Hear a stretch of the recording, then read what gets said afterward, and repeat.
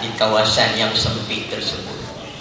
Dalam hadis lain Nabi cerita ada satu lagi raudhah min riyadil jannah, taman-taman syurga, iaitu majlis-majlis ilmu.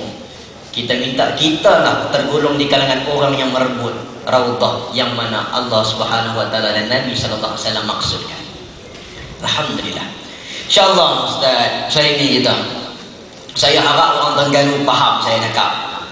Kalau Ustaz Halim dia cakap dia goreng ke suka dia. Ya.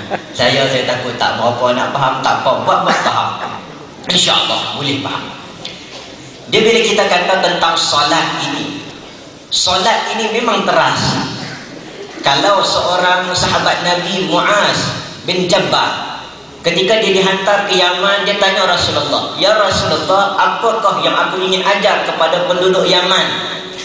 Ketika itu Nabi kata, "Ajarlah tentang akidah." Memang akidah itu yang pertama. Kemudian Nabi sebut, "Ajarlah mereka solat." Maksudnya solat ini bukan calang-calang. Solat satu benda yang perlu dibudayakan, perlu diterbilangkan, perlu diinsankan, perlu disemuakan. Solat sesuatu sampah di dalam tempat dia. Yang ketiga, budaya itu gemilang bila? Budaya itu gemilang bila dibuat oleh majoriti setuju. Ini yang kita nak faham di sini, bahawa yang gemilang itu majoriti orang terima benda tadi. Yang mana semua golongan, orang muda ke, ataupun juga orang tua ke, ataupun juga guru ke, atau itu syarat nombor 3, mesti diterima budaya tadi oleh kebanyakan orang. Kerana hati Nabi SAW ada baginda bersabda, kata Imam baik, dikatakan umat terbaik itu adalah umat yang ta'muruna bil ma'ruf, umat yang mengajak kita melakukan kebaikan.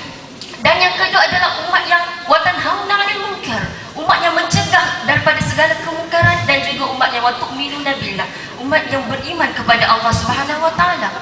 Jadi 3 syarat di sini adalah menunjukkan ciri-ciri insan terbilang yang taat akan perintah Allah Subhanahu wa taala, yang taat akan perintah Rasulullah sallallahu alaihi wasallam. Dalam kita menjalani hukum kita di dunia ini, masalah kita yang berlaku di dunia ini, kita berpaksikan cukup pada Al-Quran dan juga As-Sunnah Rasulullah sallallahu alaihi wasallam. Jadi di sini Ustaz, saya teringat satu syair Arab, yang penyair Arab yang mengatakan bahawa untuk menjadi insan yang cemerlang, untuk menjadi insan yang terbilang adalah yang pertama ada orang yang mengenal Allah Subhanahu wa taala, untuk kita memandang kepada alam ini, yang mana Allah telah berikan kita satu akal yang sangat besar, yang mengikut pendapat Imam Yusuf Qaradawi mengatakan akal merupakan hiburan Allah yang sangat besar, yang untunglah hebatlah seseorang itu yang ada pada insan yang terbilang, iaitu junjungan besar kita Nabi Muhammad sallallahu alaihi wasallam. Saya bawa satu firman Allah Subhanahu wa taala yang